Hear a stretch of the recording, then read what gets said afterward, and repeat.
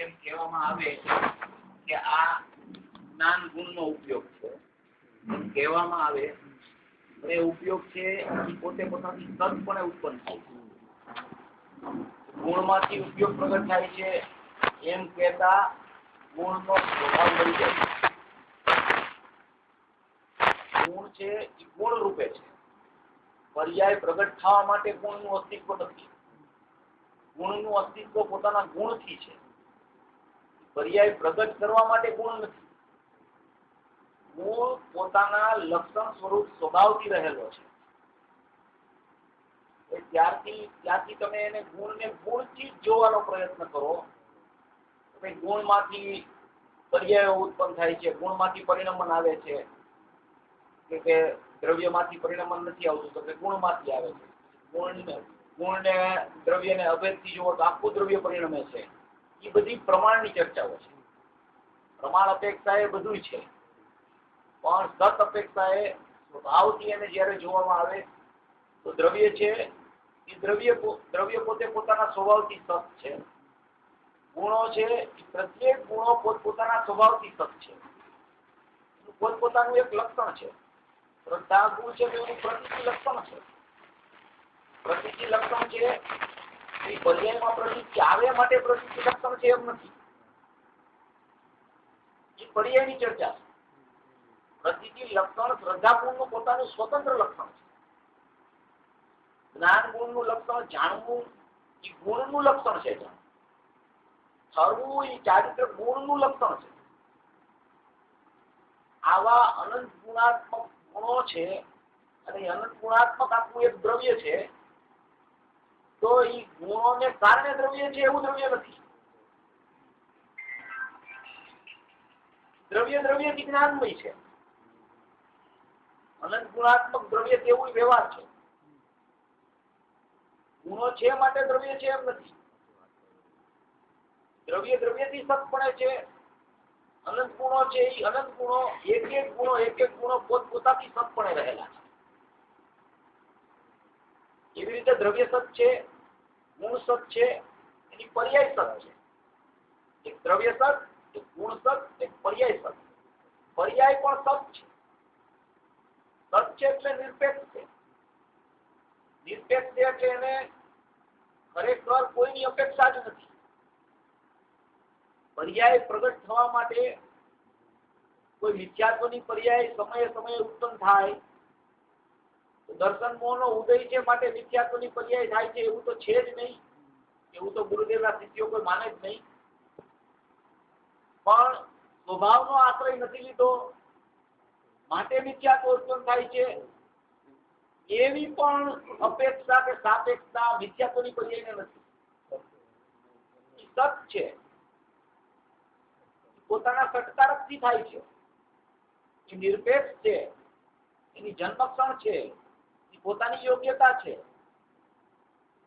કોઈ પણ પ્રકારનો કોઈ પણ દ્રવ્યને, કોઈ પણ ગુણને કે કોઈ પણ પર્યાયને ક્યાંય પણ અવલંબનનો, આધારનો, અપેક્ષાનો કોઈ પ્રશ્ન ખરેખર છે નહીં. આટલી નિરપેક્ષતા એના જ્ઞાનમાં પ્રથમ બેસવી જોઈએ. પ્રત્યેક પર્યાયો સત છે, નિરપેક્ષ છે, પોતાની યોગ્યતાથી જ પ્રગટ થાય. રાગની પર્યાય થાય કે મિથ્યાત્વની પર્યાય. રાગ મારો છે માટે મિથ્યાત્વ થાય છે એવું સ્વરૂપ મિથ્યાત્વની પર્યાયનું નથી. રાગ રાગથી છે, મિથ્યાત્વ મિથ્યાત્વથી છે.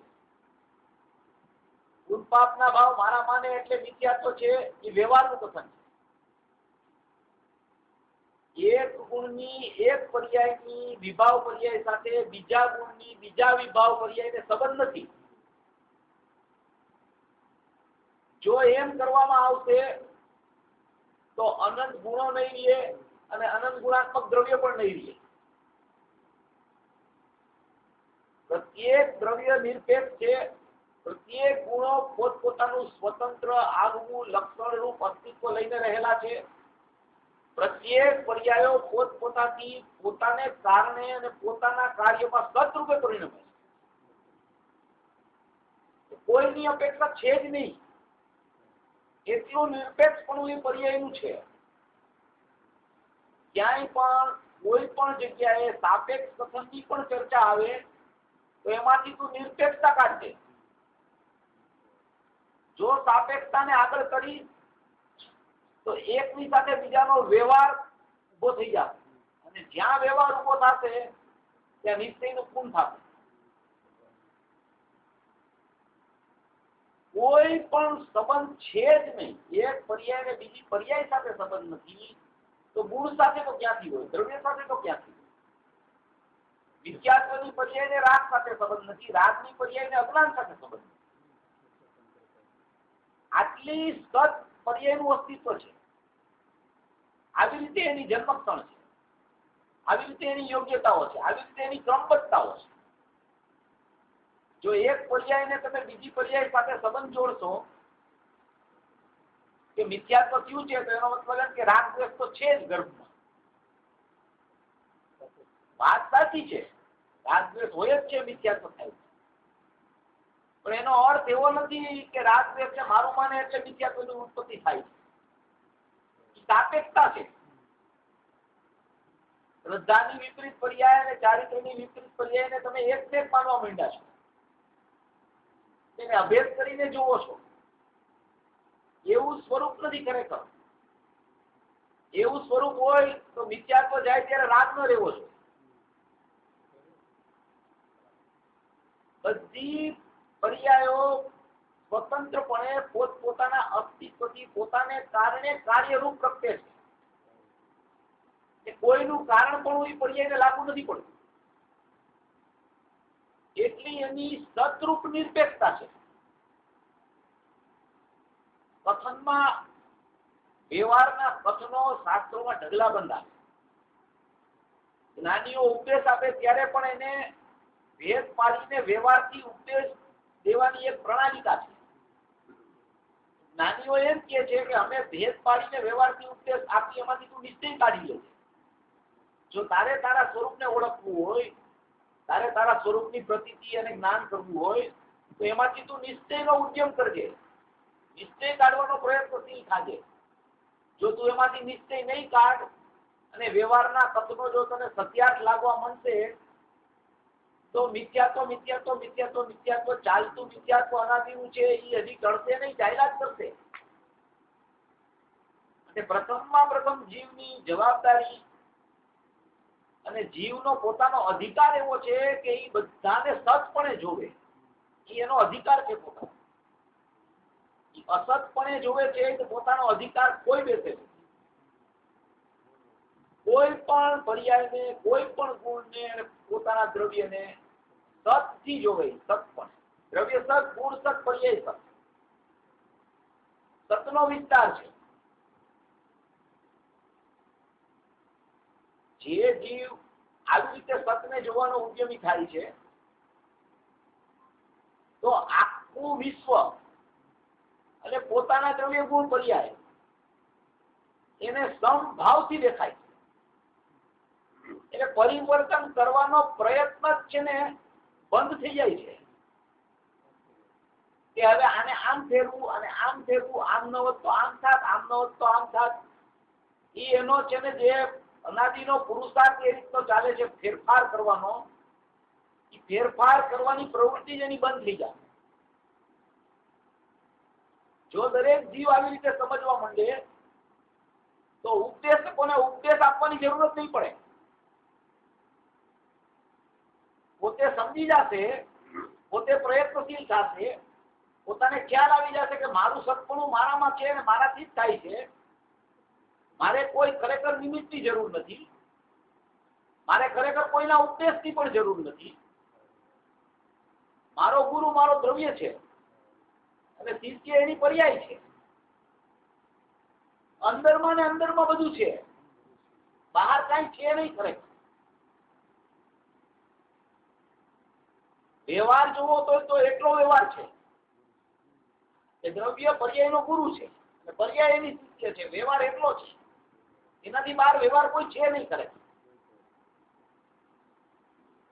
બીજા કોઈ પોતાના જીવમાં ને પોતાના જીવમાં દ્રવ્ય પર્યાય સિવાય બાહ્ય વ્યવહાર રૂપે કોઈ છે નહીં, ખરેખર નથી. જેનો ઉપકાર હોય એના ઉપર ઉપકાર વર્ણવવા માટે બધું હોય. કે ગુરુદેવે ઉપદેશ આપ્યો, આચાર્ય ભગવાનના આવા શાસ્ત્રો છે, એ બધું એક વિવેક છે, એક આદર છે. ઈ ગુરુ, જ્ઞાની ગુરુ એમ કે છે કે તું અંદરમાં જો તો તારો ગુરુ તારું દ્રવ્ય છે, તારો શિષ્ય તારી પર્યાય છે, બહારમાં તારું કઈ છે નહીં. તું અમારી પાછળ પડમાં, તું તારી પાછળ પડ. તારા દ્રવ્યને સજ્જો, તારા ગુણને સજ્જો, તારી પર્યાયને સજ્જો, નિરપેક્ષ. કોઈનાથી કોઈ પર્યાય થઈ જશે ખરેખર, અને કોઈની પર્યાયને બગાડી શકે એવું નથી. કોઈ સુધારી શકે એવું નથી, તો બગાડી શકે એવું પણ નથી. તો પોતાના સત ઉપાદાનથી નિરપેક્ષપણે પર્યાયો પ્રગટ થાય છે. પ્રત્યેક પર્યાયો પોતાની જન્મક્ષણ લઈને પ્રગટે છે. બધી પર્યાયો અંદર પારિણામિક ભાવે પડેલી છે, અને એ પારિણામિક ભાવે ગુણમાં પડેલી છે. એ ગુણમાંથી અંશરૂપ પ્રગટે છે. એમ બધું કેવું વ્યવહાર છે.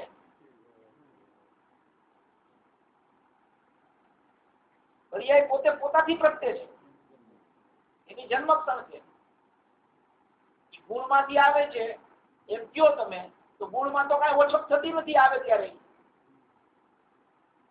ગુણ તો એવો ને એવો રહે છે. ત્યારે તો એ પર્યાયની દ્રષ્ટિ કરી શકે છે. જો ગુણમાં ઓછપ થઈ જાય તો દ્રવ્ય અધૂરું થઈ જાય.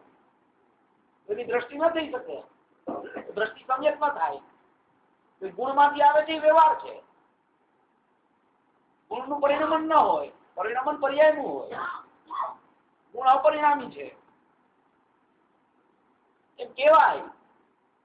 કહેવાનું પસંદ છે.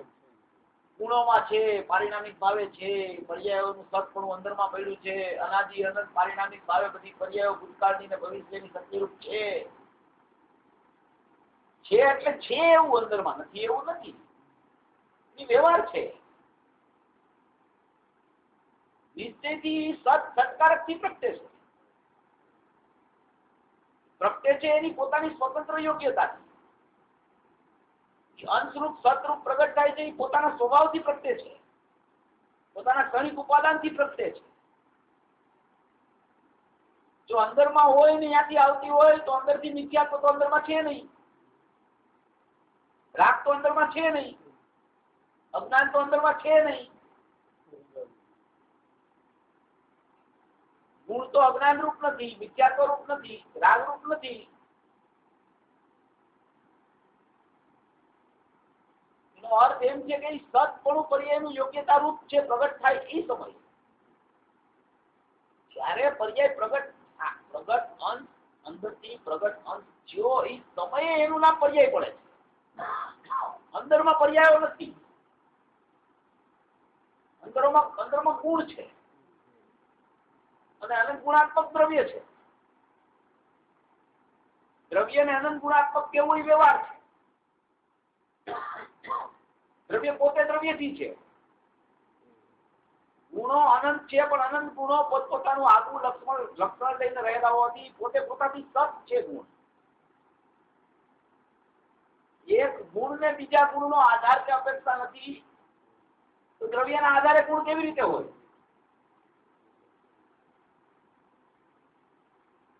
આવું સત્પણું છે અંદરમાં. આટલી નિરપેક્ષતા છે અંદરમાં, ગુણોની, પર્યાયોની ને દ્રવ્યની. આટલું સત્પણું છે. દ્રવ્ય સત, ગુણ સત, પર્યાય સત, ત્રણેય સ્વતંત્ર સત છે.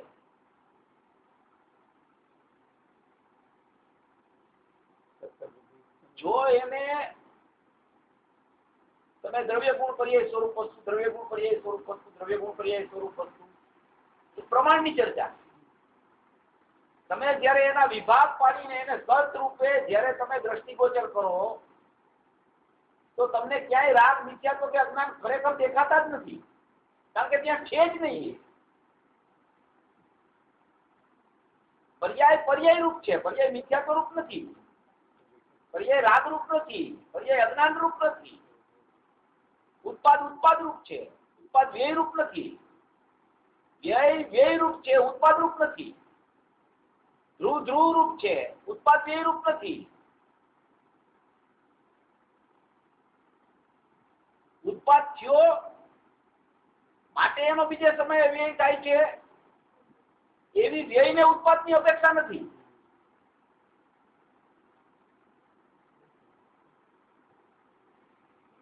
અને બીજે સમયે વ્યય થયો માટે ઉત્પાદ થાય છે, એવી ઉત્પાદ ને વ્યય ની અપેક્ષા નથી.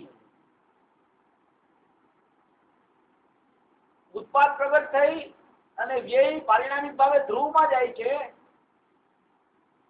એવું ધ્રુવનું અવર જવર પણ ખરેખર નથી. ધ્રુવમાં એવું અવર જવર પણ નથી.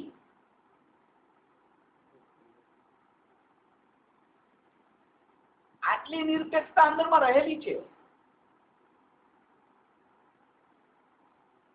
કોઈને કોઈનું કારણ પણ નથી, કોઈને કોઈની અપેક્ષા નથી. ઉત્પાદ થયો માટે વ્યય થાય છે એવું નથી, વ્યય થયો માટે ધ્રુવ છે એવું નથી, ધ્રુવ છે માટે ઉત્પાદ થાય છે એવું નથી, દ્રવ્ય છે માટે ગુણ છે એવું નથી, ગુણ છે માટે પર્યાય ઉત્પન્ન થાય છે એવું નથી. પર્યાય એને જ્ઞાનની પર્યાય કીધી તો જ્ઞાન ગુણ છે માટે એ જ્ઞાનની પર્યાય છે એવી અપેક્ષા જ્ઞાનની ગુણની જ્ઞાનની પર્યાય નથી. આટલું સત પણ અંદરમાં છે. આવો સતનો વિસ્તાર પૂજ્ય ગુરુદેવશ્રીએ પુષ્કળ કર્યો છે. દરેક પ્રવચનમાં આ વાત આવે છે. નિરપેક્ષતાની ચરમ સીમાએ ગુરુદેવે વાત કરી. પરમ નિરપેક્ષતા. કોઈને કોઈની સાપેક્ષતા લાગુ જ પડતી નથી. જ્યાં ગુણ છે એને દ્રવ્યના આધારરૂપ સાપેક્ષતા નથી. જ્યાં એક ગુણને બીજા ગુણની અપેક્ષા લાગુ પડતી નથી. જો એક જ્ઞાન ગુણ છે અને શ્રદ્ધા ગુણની સાથે એક અપેક્ષા તમે જુઓ, એની અપેક્ષા તમે જુઓ, તો લક્ષણ રહેતા નથી બે ગુણના. અને એ બે ગુણ જુદા છે તો બેની પર્યાયો જુદી છે. બેની પર્યાયો જુદી છે તો સમ્યકત્વની પર્યાય જુદી છે અને જ્ઞાનની પર્યાય જુદી છે અને ચારિત્રની ફરવાનું પર્યાય પણ જુદી છે. એમ જોવો કે આખું દ્રવ્ય છે એ ગુણોથી ભરેલું હોવા છતાં એને ગુણો વાળું જોવું કે ગુણમય પણ જોવું એ ભેદ પડી જાય છે, વ્યવહાર થઈ જાય છે. એવી સાપેક્ષતા દ્રવ્યને પણ ગુણની લાગુ પડતી નથી. વસ્તુ માત્રથી જોવું, શાશ્વત માત્ર જોવું, એને અભેદ પણ ન જોવું. સવારે ચર્ચા લીધી અભેદ છે એ ભેદો સાપેક્ષ અભેદ છે. અખંડ છે એ ખંડ સાપેક્ષ અખંડ છે. અપરિણામી છે એ પરિણામ સાપેક્ષ અપરિણામી છે. એક છે એ અનેકતા સાપેક્ષ એક છે. આ તો શાશ્વત વસ્તુ છે. જ્ઞાનના પડખા છે બધા. એક અનેક, ભેદ અભેદ, ખંડ અખંડ, પરિણામ અપરિણામી, એ વિધિ નિષેધ બધું જ્ઞાનમાં હોય છે. શ્રદ્ધામાં માત્ર વસ્તુ માત્ર, શાશ્વત માત્ર. એટલી જ વસ્તુ, એટલો જ હું, એટલું જ મારું સ્વરૂપ, એવું અસ્તિત્વ છે, એવો પદાર્થ છે, એવું ધ્રુવપણું કાયમપણું છે, એવું એનું અસ્તિત્વ રહેલું છે. આ ચર્ચા છે ને સ્વભાવની છે.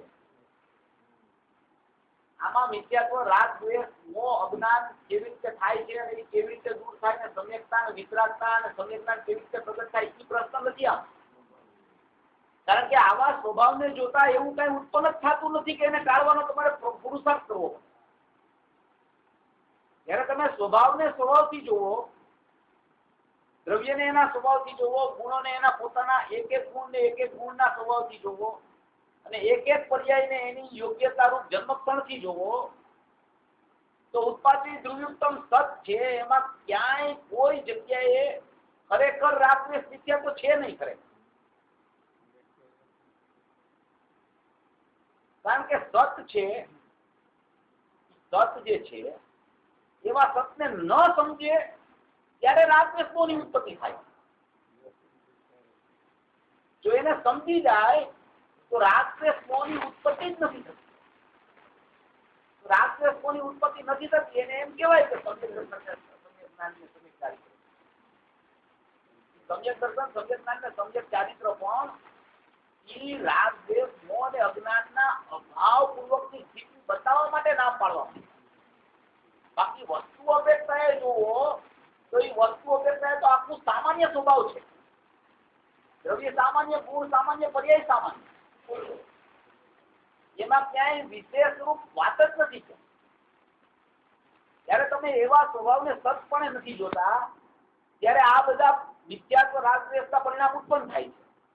અને જયારે તમે એવા સ્વભાવને સતપણે જોવા માંડો છો તો એમ કહેવામાં આવે છે કે એ મિથ્યાત્વ રાગદ્વેષનો અભાવ છે. એટલે ઉત્પન્ન ન થયા એને અભાવ કહેવામાં આવે. ઉત્પન્ન થઈને પછી અભાવ નથી થઈ શકતા ક્યારે, કારણ કે સમયવર્તી પર્યાય છે. એક સમયની પર્યાય એક સમયની છે. ધારાવાહિક અનાદિનું મિથ્યાત્વ ગમે તેટલું ચાલતું હોય, ધારાવાહિક રાગદ્વેષના પરિણામ ગમે તેટલા ચાલતા હોય, પણ સમય કરીને ક્યાં છે? આગળ પાછળ એનો અનુભાગ કઈ છે નહીં, એ લાગુ જ નથી પડતું. આગળ પાછળ એક પર્યાય ને બીજી પર્યાય, પૂર્વની પર્યાયના વ્યયને વર્તમાન પર્યાયના ઉત્પાદની કોઈ અપેક્ષા જ નથી. વર્તમાન પર્યાયના ઉત્પાદને ભવિષ્યમાં એની બીજે સમયે પર્યાય વ્યય સાથે એવા વ્યયના સાપેક્ષતાપૂર્વક ઉત્પાદ નથી થતું. ઉત્પાદથી છે, વ્યય વ્યયથી છે. આવી રીતે પદાર્થને હંમેશા નિરપેક્ષ જો જીવ જોવે છે, એ જીવ આવી રીતે સ્વભાવને નિરપેક્ષ એને નિયમથી સ્વભાવ પકડાય છે. સ્વભાવ પકડાય છે તો રાગદ્વેષ મોહની ઉત્પત્તિ જ નથી થતી. એનું નામ એનો અભાવ કહેવાય છે. આખું વિશ્વ, આખું જગત, એના જેટલા દ્રવ્ય ગુણ પર્યાયો છે બધા સત રૂપે રહ્યા. ક્યાંય અસતપણું છે જ નહીં. એકને બીજા સાથે જોડી અને વ્યવહારના કથનો ચાલુ થાય ત્યારે ત્યાં સતપણાનો નાશ. વ્યવહારનું કથન છે.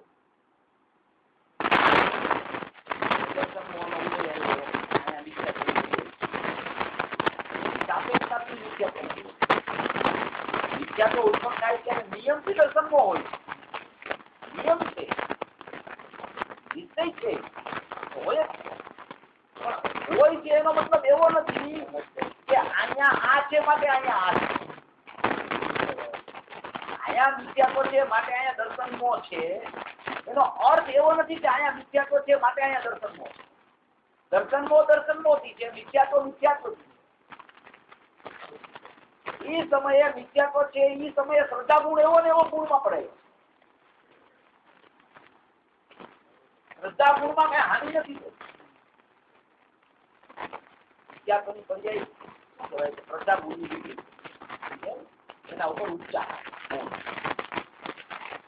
ગુણની વિપરીત પર્યાયો ન હોય. ગુણની પર્યાયો અવિપરીત જ હોય. ગુણ કોઈ દિવસ વિભાવ રૂપે ન પરિણમે.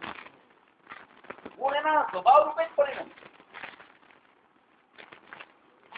ગુણમાં અશુદ્ધતા ન હોય. ગુણ તો શુદ્ધ વિકાર શુદ્ધ હોય. અશુદ્ધતાનો જન્મ થાય જ નહીં ગુણમાં. તમે વ્યવહારથી પણ એ પર્યાયને જુઓ, નિશ્ચયથી જુઓ તો એ તો પોતાના સત્કારથી થઈ. વ્યવહારથી તમે એ પર્યાયને વિદ્યાર્થીઓને જુઓ તો એ દર્શનમો સાથે હવે આત્માને કાંઈ લેવા દેવા નથી. આત્માના દ્રવ્ય ગુણને સંબંધ જ નથી. વ્યવહારથી દર્શનમો સાથે હવે છે એનો અર્થ શું? ત્યાં દર્શનમો છે, અહીંયા વિદ્યાર્થીઓ છે. તો એ બે ભાવ જે છે, બે ભાવ એકરૂપ ભાવ છે, બે સરખા ભાવ છે, બે સમભાવ છે. માટે એની સાથે હવે છે પૂતગલ સાથે વ્યવહાર છે. નિશ્ચય બી તો એના સત્કારથી શું છે? તમે એને જોડો વ્યવહારથી. ને એને વ્યવહારથી જોયો તો અહીંયા નિશ્ચય છે એ દ્રવ્ય છે, ગુણો છે એ નિશ્ચય, પર્યાય છે એ વ્યવહારથી, દ્રવ્ય છે એ નિશ્ચય છે. હું દ્રવ્ય છું એમ કહેતા જ છે ને મિથ્યા પચાવી ગયો. આ વ્યવહારની વાત. સતથી જોવું નિશ્ચય છે, નિરપેક્ષતા સ્વભાવ છે. પર્યાયનો તે સમયે વિભાવ રૂપે પરિણમવાનો સતરૂપ સ્વભાવ છે. એવી રીતે પર્યાયના સતરૂપ વિભાવરૂપ પરિણમવાના સ્વભાવને જો જીવ જોવે તો એની દ્રષ્ટિ દ્રવ્ય ઉપર જાય. એને નિરપેક્ષ જોઈ છે, એને ક્યાંય કરતા પણ નથી લગાવ્યું પર્યાય ઉપર. દ્રવ્યને અકર્તા જોયું છે. આવી સતની પરિભાષા, આવો સતનો વિસ્તાર, આવું સતનું સ્વરૂપ છે. આવી રીતે દ્રવ્ય સત, ગુણ સત, પર્યાય સત. દ્રવ્ય અખંડપણે સત, ગુણો પોતપોતાના લક્ષણપણે સત. એક ગુણમાં બીજા ગુણનું લક્ષણ વ્યાપતું નથી, માટે એક ગુણ સત છે, બીજો ગુણ પોતાની સત છે, બીજો ગુણ પોતાની સત. માટે જ પર્યાયો બધી સત છે.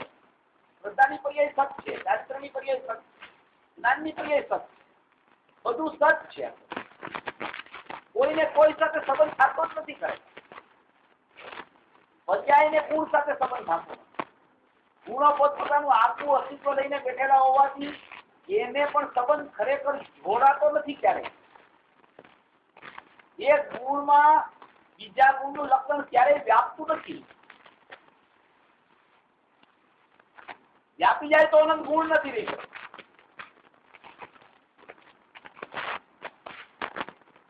આવું સ્વરૂપ છે, આવો સ્વભાવ. આવું સતપણું પેલા તો એના જ્ઞાનમાં ચોખ્ખું હોવું જોઈએ. પછી અનુભૂતિની ચર્ચા, પછી નિર્ણયની ચર્ચા, પછી પ્રયોગની ચર્ચા, પછી અનુભૂતિની ચર્ચા, એ બધું પછી આવે છે.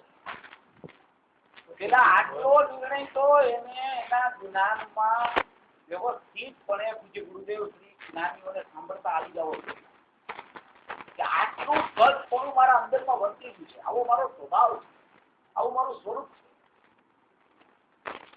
આવો નાયક ભાવ અનંત ગુણો લઈને રહેલો, એની અનંતો પર્યાયો લઈને રહેલો, અને એ બધું પોતપોતાથી પોતાના સ્વભાવથી સતપણે અંદરમાં રહે. ગુરુદેવ વારંવાર વારંવાર કહે છે કે એક માણસ બીજાને જોડતું નહીં.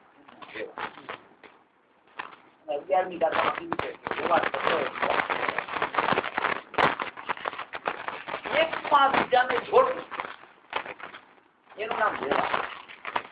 અને એ વ્યવહાર સગળો અમૃતાક્ષ છે, એવું આચાર્ય ભગવાનનું કથન છે. જ્યાં તમે એક ને બીજા સાથે જોડો છો ત્યાં વ્યવહારની તમે નિરપેક્ષ નો જોઈ વસ્તુ. તમારા દ્રષ્ટિ આ એક સ્કંદ છે. આ સ્કંદમાં જેટલા પરમાણુ, અસંખ્ય પરમાણુ છે, અસંખ્ય પરમાણુમાં એક એક પરમાણુ પોતપોતાના સતપણે રહે. આ સ્કંદ આખો છે, એનું પરિણમન થાય તો એ સ્કંદ નો કલર લાલ હોય, પછી પીળો થાય, એમાં સફેદ થાય, એમાં કાળો થાય.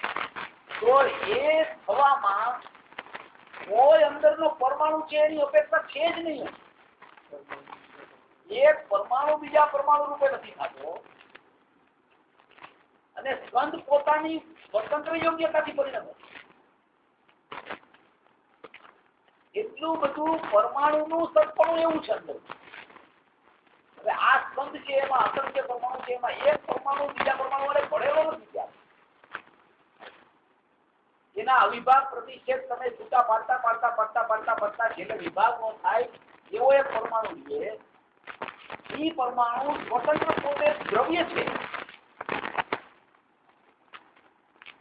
એ પરમાણુ દ્રવ્ય છે, એમાં એના દ્રવ્ય ગુણ પર્યાય, અને એ દ્રવ્ય ગુણ પર્યાય એ પરમાણુના સત છે. અને એ એક પરમાણુના અંશના પરમાણુના દ્રવ્ય ગુણ પર્યાય છે. એમાં એના પરિણમન ને એના ગુણ ની અપેક્ષા, એના ગુણ ને એના દ્રવ્ય ની અપેક્ષા.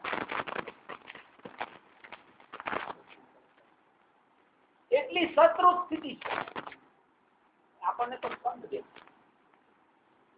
આપણને એમ થાય કે આ સ્પંદ આ સ્થૂળ સ્પંદ દેખાય. એમાં અંદરમાં અસંખ્ય પરમાણુ છે, એમાં એક એક પરમાણુ છે, એ એક એક પરમાણુના દ્રવ્ય ગુણ પર્યાય છે. એના દ્રવ્ય ગુણ પર્યાયમાં એનું દ્રવ્ય સત, એના ગુણ સત ને એની પર્યાય સત. એટલું બધું જૈન દર્શન સૂક્ષ્મ છે અને અણિશુદ્ધ સત છે.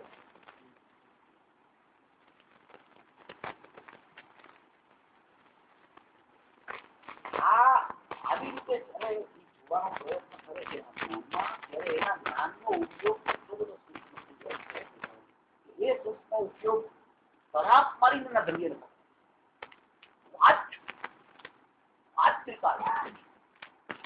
પરંપરાના ભાવ લક્ષણ લક્ષી સ્વીકાર કરે. આ ધ્રુવ માત્ર શાશ્વત એમ દ્રષ્ટિગોચર થઈ જાય છે. દ્રષ્ટિગોચર થાય છે એમ કેવાય છે, એ વ્યવહાર છે.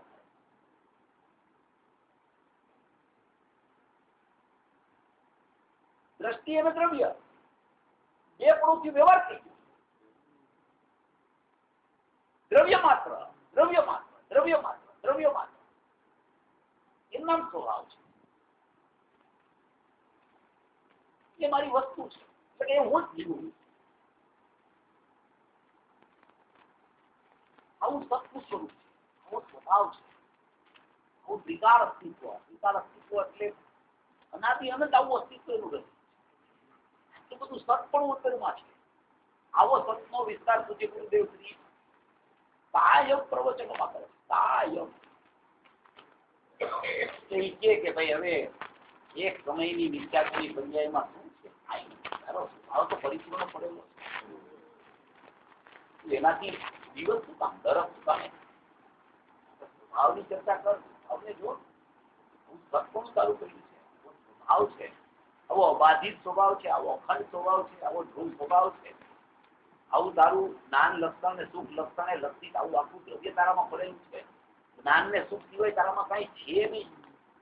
જે પ્રદેશેથી જો ત્યાં જ્ઞાન અને સુખ જ ભરેલા છે. જ્ઞાન ને સુખ સિવાય કઈ અંદર પર છે જ નહીં થાય. એટલું બધું તારું અસ્તિત્વ નિરાળું રહી ગયું છે, નિર્લેપ રહી ગયું છે. જ્યારે તું જો ત્યારે એમાં જ્ઞાન ને સુખ કઈ છે જ નહીં. તારો સ્વભાવ આનંદ ને જ્ઞાન ને સુખ થી ભરેલો એવો સ્વભાવ છે, એવી વસ્તુ છે, એવું નિર્લેપ સ્વરૂપ છે, નિર્બોધ સ્વરૂપ છે. બોજો કરવાની વાત નથી. સૂક્ષ્મ વિષયો આવે તો કોઈને બોજો થઈ જાય. સતપણે જોવું, સતપણે જોવે તો બોજો લાગશે જ નહીં. ફેરવવાનો પ્રયત્ન છે ને એમાં બોજો છે. સતપણે જોવામાં નિપોજ થાય. એને ફેરવવી, એને બહારથી અંદર લઈ આવવી, વિદ્યાત્વની પર્યાય સંયોગત્વની પર્યાયમાં ફેરવવી, એ પુરુષાર્થ જ ખોટો છે. સતપણે જોવું એ પુરુષાર્થ છે. સતપણે જોવા મળશે તો વિદ્યાત્વ બીજા સમય હશે જ નહીં. આવતી જોયું અયોગ્ય થઈ મારું પ્રયોગમાં કારણ કાર્ય લાગુ પડતું. હું તો અકર્તા છું, હું તો અકારણ છું. ત્યાં તો સ્વયં જ્ઞાનમય ભાવમાંથી જ્ઞાન જ છે. આ વિદ્યાત્વ જ્ઞાનની ઉત્પત્તિ જ નહીં.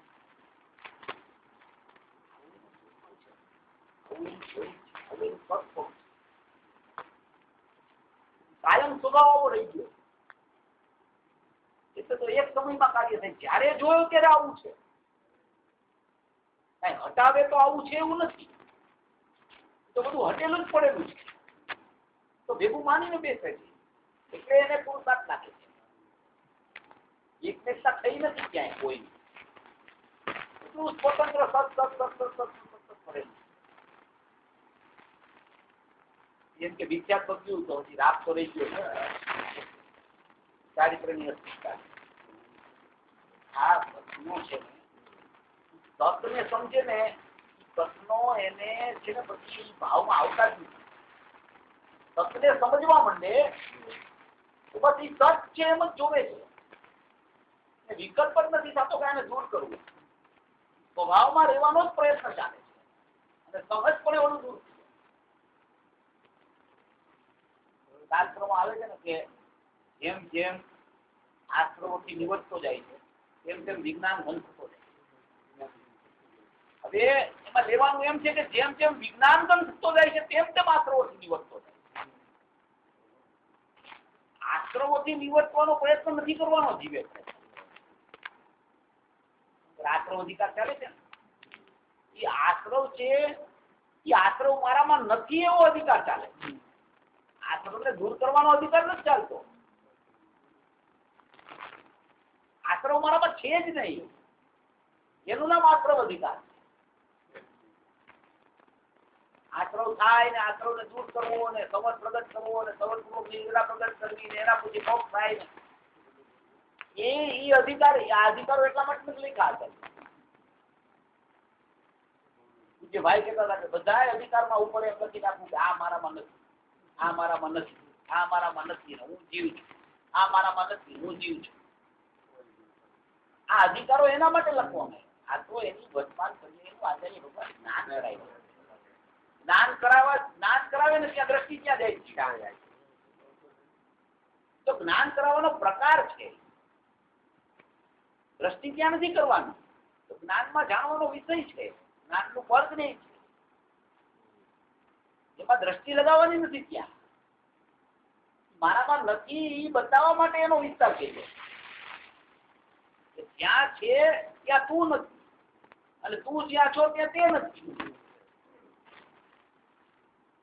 તેનું લક્ષ ક્યાં જાય છે? વારંવાર આશ્રમ અધિકાર સમજવો. આશ્રમ વિરોધ કરીને સંવર કેવી રીતે થાય, સંવર પૂર્વક નિર્જરા કેવી રીતે થાય, નિર્જરા વારંવાર થતા ક્રમે મોક્ષ થઈ જાય. એ બતાવવા માટે આચાર્ય ભગવાન અધિકારો લખ્યા જ નથી. જ્ઞાન કરાવવા અધિકાર લખ્યા છે. તો તું ભૂલો છો અહીંયા, એનું તને જ્ઞાન કરાવી છે. હવે તું ભૂલ ટાળવા માટે દ્રષ્ટિકારી ત્યાં લઈ જાઓ. તારા દ્રવ્યને જો એ આશ્રમ ઉત્પન્ન નહીં થાય, એના માટેની ચર્ચાઓ આચાર્ય ભગવાન કરતા. આવું સ્વરૂપ બાધિતપણે એનું જીવનું જ્ઞાનમય અને આનંદમય સુખમય રહેલું છે. એમાં ક્યાંય દોષ છે જ નહીં.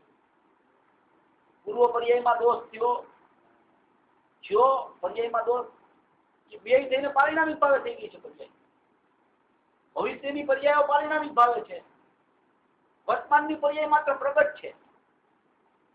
એમાં દોષ થાય છે એ નિરપેક્ષ છે. મૂળ પ્રગટ થાય તો નિરપેક્ષ છે. દોષ થાય તો દોષારોપણ બીજા ઉપર કરવા જેવું. સત છે અને મૂળ પ્રગટ થાય તો એમાં કઈ હર્ષ કરવા જેવો નથી. તો સ્વભાવ છે તો થાય જ પ્રગટ.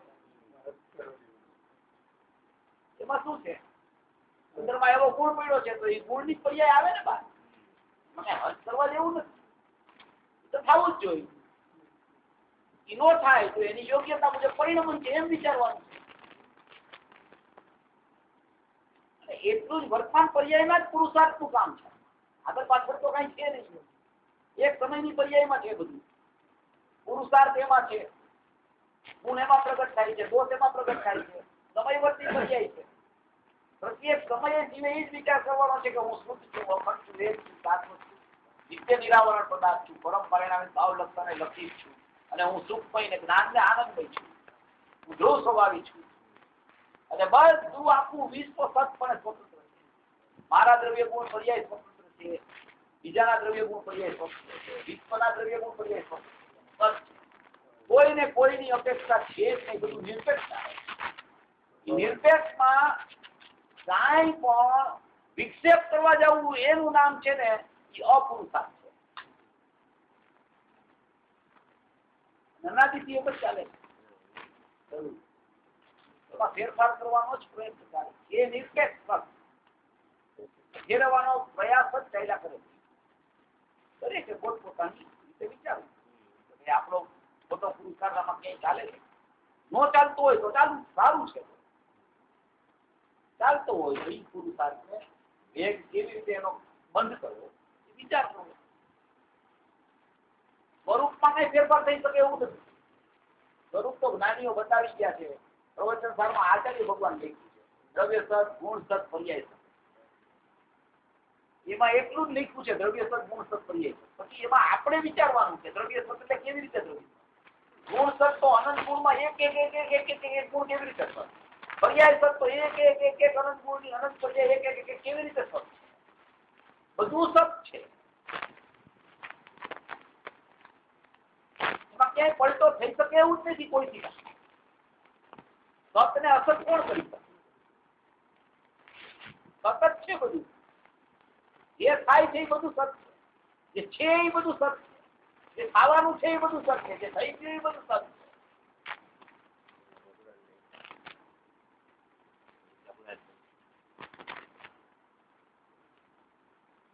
નિરપેક્ષ દ્રષ્ટિ છે સમ્યક દ્રષ્ટિ, સાપેક્ષ દ્રષ્ટિ છે મિથ્યા દ્રષ્ટિ. જે નિરપેક્ષ જોવે છે એ દ્રષ્ટિ નિયમથી દ્રવ્ય ઉપર જ જાય છે, સ્વભાવ ઉપર જ જાય છે. કારણ કે એને ફેરવવાનો પુરુષાર્થ જ બંધ થઈ ગયો. જોતો જ નથી કે આ પર્યાય આમ કેમ. પર્યાયને ન જોવું એનું નામ પર્યાય ક્રમ છે.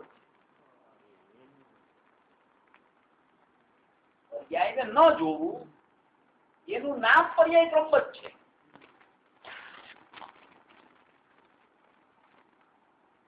પર્યાયને જોયા કરે ને કે પર્યાય ક્રમ છે.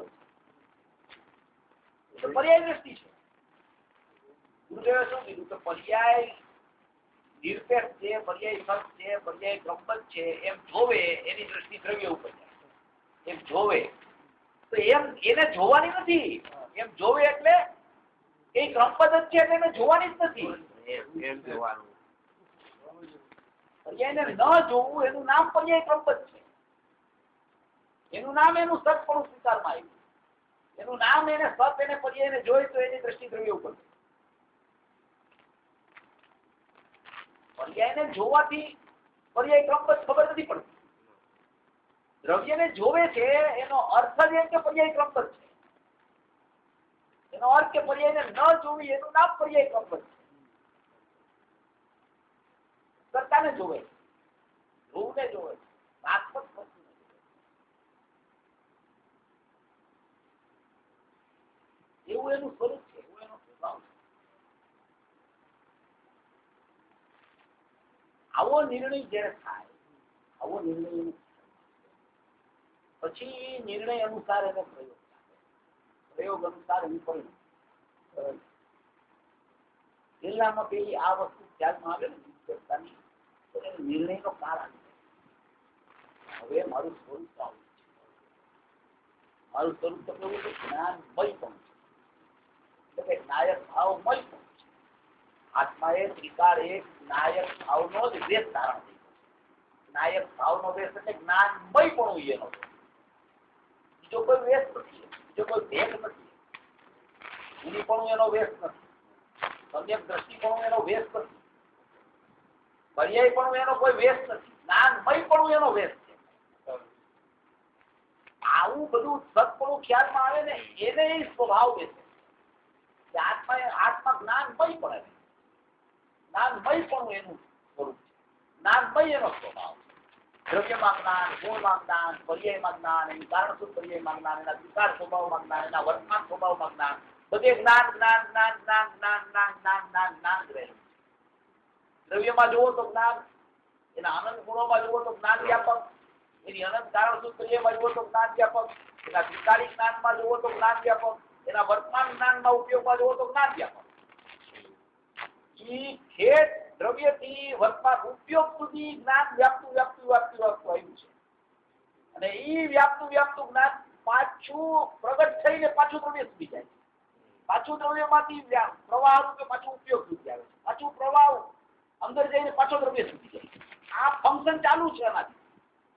આનું નામ ઉત્પાદિત દ્રવ્યોત્તમ સત છે.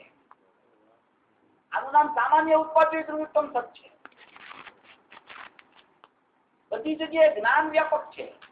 જ્ઞાનનું વ્યાપકપણું છે. ગુરુદેવ બે લક્ષણ કીધા છે આ બેન જ્ઞાનના લક્ષણ શું? પ્રશ્ન પૂછ્યો, જ્ઞાનનું લક્ષણ શું? જ્ઞાનના બે લક્ષણ છે. ક્યાં બે લક્ષણ? એક એનું ધ્રુવ લક્ષણ છે જ્ઞાન, અને એક ધ્રુવ લક્ષણ અને લક્ષને જાણી કોણ શકે? તો એનું વર્તમાન ઉપયોગ લક્ષણ. એ આવા ધ્રુવ લક્ષણ ને લક્ષને જાણી એવું પણ એક લક્ષણ સબંધ એની પાસે છે. માટે દ્રવ્યમાં જ્ઞાન, ગુણમાં જ્ઞાન, એની કારણ સૂત્રમાં જ્ઞાન, એના ત્રિકાળ જ્ઞાન, ઉપયોગમાં જ્ઞાન અને એના વર્તમાન ઉપયોગમાં જ્ઞાન. વેતો વેતો વેતો વેતો પ્રવાહ એનો ઉપયોગ એવો છે. આખું જ્ઞાનમય પણ છે અબાધી. એવો આખો આત્મા જ્ઞાન નહીં પડે. જ્ઞાન સિવાય કાંઈ છે નહીં.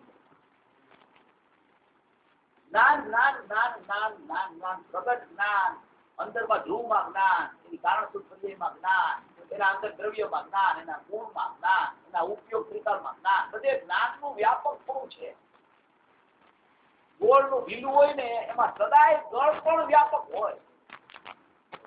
એમ જ્ઞાયક આખો રૂપણે, નિબિડપણે, અખંડપણે રહેલો એમાં જ્ઞાન વ્યાપક પડે. કોઈ પણ પ્રદેશે તમે જોવો તો જ્ઞાનના દર્શન થાય. એમ જ્ઞાનની ભીલી હોય એમાં કોઈ પણ અંશ તમે લઈ લ્યો એનો તો તમને ગળ પણ આવે. એમાં આખો નાયકનો આખો ભાવ છે. પ્રત્યેક પ્રદેશે જ્ઞાન વ્યાપેલું છે. જ્યાં તમે એનો સ્વાદ લ્યો તો જ્ઞાનનો સ્વાદ આવે. પ્રત્યેક જગ્યાએ જ્ઞાન વ્યાપક છે. આખું જ્ઞાન કોઈ અખંડ પિંડ છે.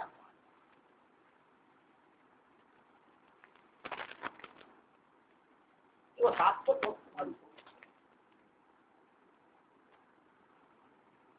કોઈ તમે ભેદ નો પાડો દ્રવ્ય ગુણ પર્યાયના, અને જ્ઞાન માત્ર જુઓ આત્મા. વિચારમાં જ્ઞાન માત્ર, જ્ઞાન માત્ર, જ્ઞાન માત્ર, બધે જ્ઞાન માત્ર આત્મા, જ્ઞાન માત્ર. દ્રવ્યમાં જ્ઞાન, ગુણમાં જ્ઞાન, એની પર્યાયમાં જ્ઞાન, બધે જ્ઞાન વ્યાપક, જ્ઞાન વ્યાપક. જ્ઞાનનો સમુદ્ર છે. એવા જ્ઞાનને ઓળખે તો એટલું જ એનું કામ, એટલું જ કાર્ય છે. એનાથી વિશેષ કોઈ ખરેખર એને પુરુષાર્થ નથી કરવા. ગુરુદેવ એક દ્રષ્ટાંત આપ્યું છે ને, બહુ સરસ છે. આ અનુભૂતિ કેટલી સરળ છે તો કે હાથી ઉપર ફૂલ મૂકવા જેટલી સરળ છે. હાથી ચાલ્યો જતો અને એના ઉપર તમે ફૂલ કેવી રીતે મૂકો? આ અનુભૂતિ એટલી સરળ છે. દ્રષ્ટિના નિદાનમાં આ દ્રષ્ટાંત આવ્યું. કોઈએ પૂછ્યું કે અનુભૂતિ તો બહુ કપરી છે, એમ કે એમાં તો બહુ કાળ જાય ને ટાઈમ લાગે, આ તો અઘરું પડે. એવું કે બહુ સરળ છે. તો કે કેવી સરળ છે ખબર છે? હાથી ઉપર ફૂલ મૂકી દો ને તમે, એટલી સરળ છે. કોઈ પણ જીવ મૂકી શકે હાથી ઉપર. હાથી ચાલતો હોય ધીમે ધીમે. એટલી બધી સરળતા છે આ અનુભવમાં. જો એ જ્ઞાનથી જોવે તો, જ્ઞાન જ જોવે બધે તો એટલું સરળ છે અનુભવ કરવો. કઠિન નથી. કઠિન હોય તો જ્ઞાનીઓ વિસ્તાર ન કરે. કઠિન છે એવું નથી કરે. તો એને બહારનો વિસ્તાર એટલો બધો થઈ ગયો છે ને, ત્યાંથી સંકેલવું એટલે બહુ ટાઈમ રહી ગયો. પેલામાં પેલો તો એનો જયારે એ તત્વ સમજવા બેસે, આત્મા સમજવા બેસે, તો પેલા ઉપયોગને ચારે બાજુથી સમેટી લઈને પેલા ઉપયોગને એની ઠરાવ કરી. એને આત્મા સમજવાનું પ્રયોજન કરવું હોય ને, એટલે પેલા તો ચારે બાજુથી ઉપયોગને સમેટી અને પેલા પોતાના સ્થાનમાં ઉપયોગ, જ્યાં ઉપયોગ છે ત્યાં ઉપયોગ લે, અને ત્યાંથી ઉપયોગમાંથી એનો વિષય સમજવાનો પ્રયત્ન કરે. એકદમ સરળ છે. બાહ્યનો વિસ્તાર એટલો બધો ઉપયોગમાં કરી નાખ્યો છે. ઉપયોગ તો ઉપયોગમાં છે, પણ ઉપયોગમાં વિકલ્પો બાહ્યના ખૂબ ચાલે. ઉપયોગમાં વિકલ્પો આવતા નથી. ઉપયોગમાં તો ઉપયોગ છે, પણ એ ઉપયોગમાં બાહ્ય સંબંધીના વિકલ્પો અનેક ચાલે છે. એને કારણે એને એમ થાય છે મારો ઉપયોગ બહુ દૂર ગયો. ઉપયોગ દૂર ગયો નથી, ઉપયોગ તો ઉપયોગમાં જ છે. બાહ્ય વિકલ્પોને કારણે એને ઉપયોગ દૂર થઈ ગયો એવું લાગે. જ્યાં એ ઉપયોગને વિકલ્પાત્મક સ્થિતિમાંથી સમેટીને ઉપયોગમાં પેલા લઈ આવી અને પછી વિચારનો પ્રયત્ન આદરે છે, તો એ એકદમ છે ને આત્મા પકડવો સરળ છે. એ હાથી પર ફૂલ મૂકવા જેટલું સરળ છે. એનો અર્થ આ છે. એ પહેલામાં પેલો એના ઉપયોગને સંકેલીને ઉપયોગને રાખીને પ્રયત્ન કરે. મારો ઉપયોગ છે એ ઉપયોગમાં છે, બહાર નથી. અનેક વિકલ્પોની પ્રવૃત્તિની જ્યારે વાત હોય એના જ્ઞાનમાં ત્યારે પણ એના ઉપયોગને છોડ્યો નથી. વિકલ્પો ભલે અનેક થઈ ગયા હોય, એવા સમયે ઉપયોગને ઉપયોગમાં રાખીને જોવે કે આ તો ઉપયોગ છે, વિકલ્પો તો બહાર છે, અનેકતા તો બહાર છે, આ ઉપયોગ છે એમાં તો ઉપયોગ છે, બસ તો એ ઉપયોગમાંથી ઉપયોગવાનમાં આવતા એને જરાય વાર લાગે એવું. પેલા ઉપયોગને સંકેલીને પ્રવૃત્તિ કરવા બેસે, ઉપયોગને બહાર દોડાવ્યા કરે પ્રવૃત્તિ જયારે અંદરની કરવી હોય ત્યારે પણ, તો એ ઉપયોગ જવાબ ના આપે, ઉપયોગ વિકલ્પોમાં રૂપમાં ત્યાંથી વ્યાવૃત થવો જોઈએ. વ્યાવૃત ઉપયોગ થઈ અને પેલા ઉપયોગ ઉપયોગમાં આવે, પછી ઉપયોગ ઉપયોગવાનમાં જાય. એની કળ હોવી જોઈએ. કળનું કામ, બળનું કઈ કામ નથી. પુરુષાર્થ એટલે કઈ 5 કલાક સ્વાધ્યાય કરવો, 10 કલાક સ્વાધ્યાય કરવો કે ટેપ સાંભળવી એમના પુરુષાર્થ નથી. સાંભળવું તો જોઈએ જ, વાંચવું તો જોઈએ જ, એ પ્રશ્ન નથી. 4-5 કલાકનો સ્વાધ્યાય તો હોવો જોઈએ. ન હોય તો આ વાત કઈ એમ બેસી જાય એવી સચપણું એમ કોઈ કહી દે બેસી જાય એવું નથી. 4-5 કલાક રોજ સ્વાધ્યાય કરે દિવસ રાત, ત્યારે આ થોડુંક ખ્યાલમાં આવે. એટલું બધું સરળ નથી. અનાદિનો 12નો અભ્યાસ ખૂબ છે, એટલે એમ તો એને થોડુંક સંકેલવું પડે એવું થાય, એમ ખ્યાલમાં આવે એવું નથી. પણ એ જયારે એ કાર્ય કરવા બેસે ત્યારે એ કાર્યમાં એને ઉપયોગ અને ઉપયોગવાન એ બેને જ રાખે લક્ષ, બીજું લક્ષ છોડી તો તરત જ છે ને જ્ઞાનનો ઉપયોગ જવાબ દેવા તૈયાર છે, તરત જ ખ્યાલમાં આવે છે. એટલે પેલા તો વિકલ્પોની હારમાળા સંકેલાવી જોઈએ ત્યારે આ કાર્ય કરવા બેસે, આ પ્રવચન સાંભળવા બેસે, આનો વિચાર, ચિંતન, મનન, નિર્ણયની સ્થિતિ એ બધું જયારે કરવાનો પ્રયત્ન ચાલતો હોય ત્યારે ઉપયોગને પેલા બાહ્ય પ્રવૃત્તિ સંકેલાઈ હોય તો એ ઉપયોગ ઉપયોગમાં આવે. ઉપયોગ ઉપયોગમાં આવે પછી ઉપયોગવાનમાં જવાની પ્રવૃત્તિ ચાલે. સ્વરૂપ તો આવું છે, આવું સ્વરૂપ છે, આવો ગુરુદેવ વિસ્તાર થયો છે, આવો વિસ્તાર અને આવું સ્વરૂપ જીવન દ્રષ્ટિગોચર થાય.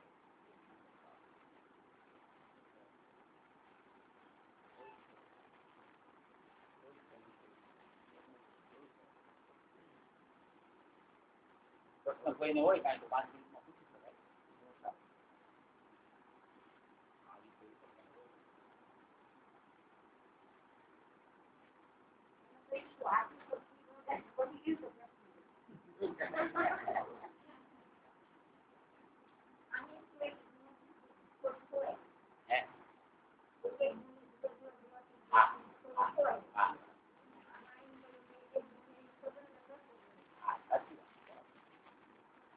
એટલે એમાં એમ કહેવા માંગે છે એક એક ગુણને એક એક નહીંથી જોવા જઈ તારી ખોજ ખોવાઈ જાય. એટલે કે ભેદ સ્વરૂપ ઉપર દ્રષ્ટિ મૂક. જ્ઞાનમાં એક એક ગુણ છે એમ જાણવું અને એ જાણી અને પછી દ્રષ્ટિમાં અનંત ગુણ ન લેવા, દ્રષ્ટિમાં અભેદ એકનું એમ કહેવાનો આશય છે. હંમેશા કોઈ પણ ચર્ચા ચાલતી હોય ત્યારે શ્રદ્ધા અને જ્ઞાનને બેયને સાથે રાખે. જ્ઞાનમાં હંમેશા ભેદાભેદની વાત અને શ્રદ્ધામાં હંમેશા અભેદ. ગુરુદેવ વારંવાર કહે નહીં કે આ હું જ્ઞાનની વાત કરું છું, આ હું દ્રષ્ટિની વાત કરું છું. ગુરુદેવ તો એની તો આ તો તીર્થંકર મિત્રોની એની તો વાણી ધોધમાર ચાલુ થાય છે. પછી એ તો તમારે એ કયું પડખું શ્રદ્ધાનું કયું પડખું જ્ઞાનનું એ કાંઈ વિસ્તાર ન આવે. એનું તો આમ દિવ્ય ધ્વનિ છૂટી એટલે છૂટી. એટલે આપણે નિર્ણયમાં મક્કમ રહીને આપણે યથાર્થ નિર્ણય ઉપર આપણા પ્રયોજનની સિદ્ધિ કેમ થાય આપણે વિચાર કરીએ. આપણા જ્ઞાનમાં જો વિષય બેઠો હોય ને તો આપણે જ્ઞાનનું પડખું આવે ને એને જ્ઞાનના ખાનામાં ગોઠવી, શ્રદ્ધાનું પડખું આવે ને શ્રદ્ધાના ખાનામાં ગોઠવી, ચારિત્રનું પડખું આવે ને ચારિત્રના ખાનામાં ગોઠવી. આપણું કામ છે સમજનારે ભેદને સમજી અને ભેદમાં જવા. સમજાવનાર તો ભેદની વાત કરે જ, કારણ કે એને ભેદ પડ્યા વગર તો છૂટકો નથી. સમજનારે શું કરવું કે ભેદથી ભેદને સમજીને પછી અભેદમાં જવું. એ પોતાની જવાબદારી. એ તો શ્રદ્ધા અને જ્ઞાનની બે વાત એક પ્રવચનમાં આવતી. એમાં આપણે જ્ઞાનનું પડખું ક્યાં ચાલે છે, શ્રદ્ધાનું પડખું ક્યાં ચાલે છે, તો આપણે જોવું.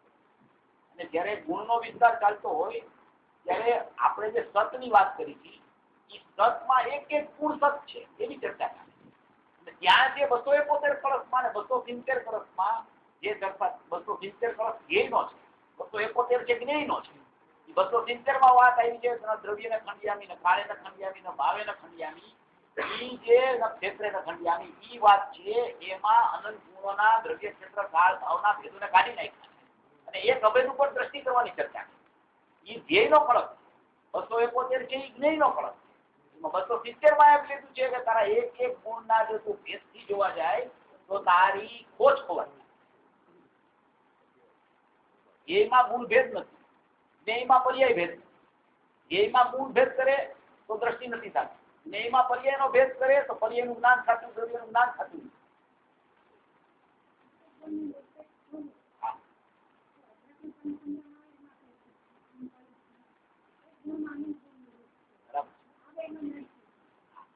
એક ગુણમાં આનંદ ગુણનું રૂપ છે ને, એમાં એવું છે કે ગુણો બધા એક પ્રદેશે અનંત ગુણો બતાવે.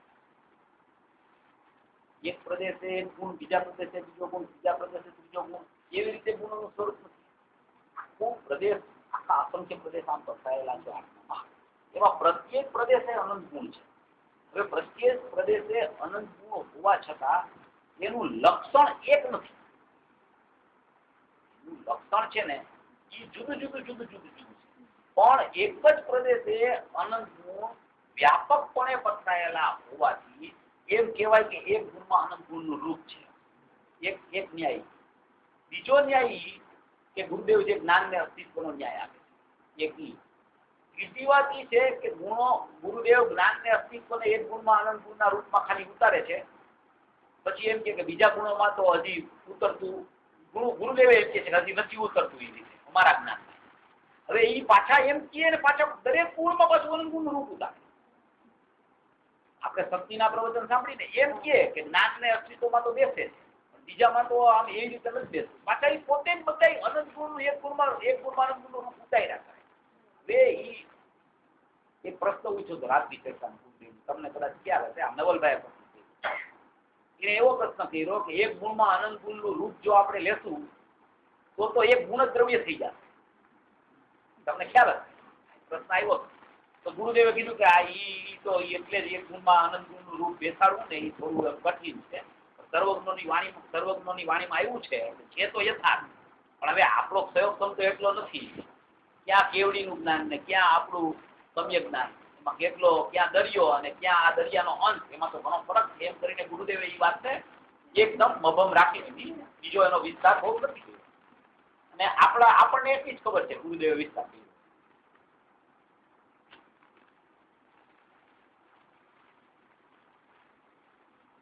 બહુ સારી વાત છે. એક ગુણના તમે અનંત ગુણનું રૂપ એવી રીતે જો ઉતારો તો પછી એક ગુણ જ દ્રવ્ય થઈ જાય. તો પછી બીજા ગુણની જરૂર જ ન પડે ને.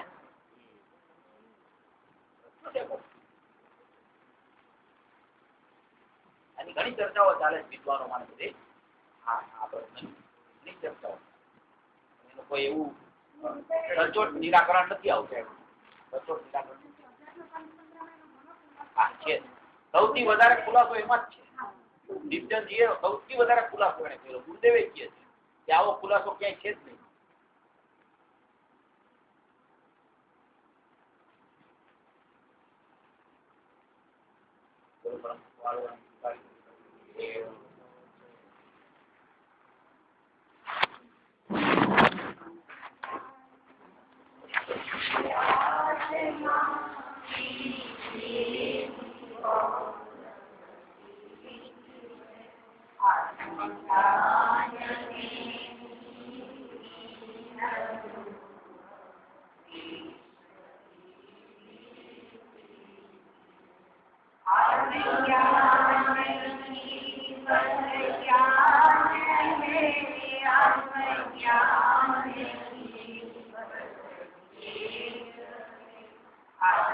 Yeah.